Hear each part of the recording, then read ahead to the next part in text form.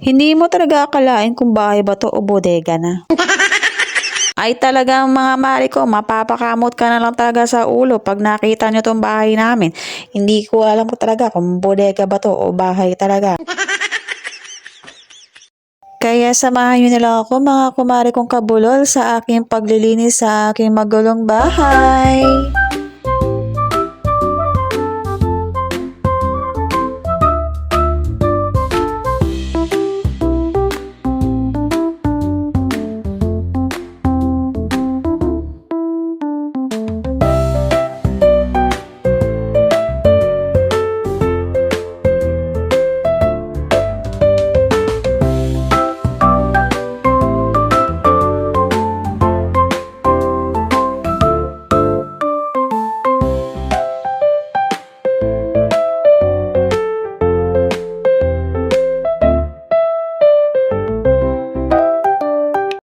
Tingnan niyo naman mga mare ko, yung walis ko na yan, sobrang tagal na sa akin yan talaga naman. At ayan, sira na siya. So, bumili ako ng bago kong walis at ayan, unboxing na tayo mga mare ko.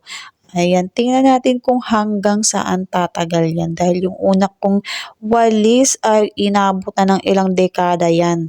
Ayan, yung kanyang hawakan, matibay talaga yan. Ayan, meron na siyang tatlong tahi na yan. At kung gusto nyo, ilalagay ko lang yan sa yellow basket.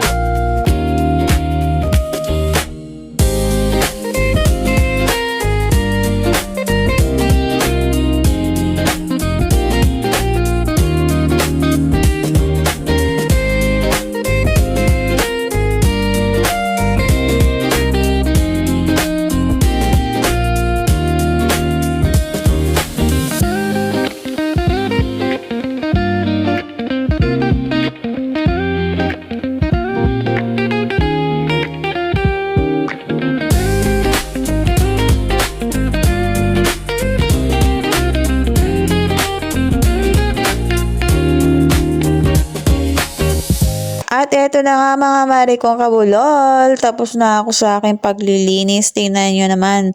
At malinis na yan, mamaya magtutupi na naman tayo ng ating mga damit. Ayan, malinis na rin. At yan lang mga kumare, see you on my next vlog. Bye!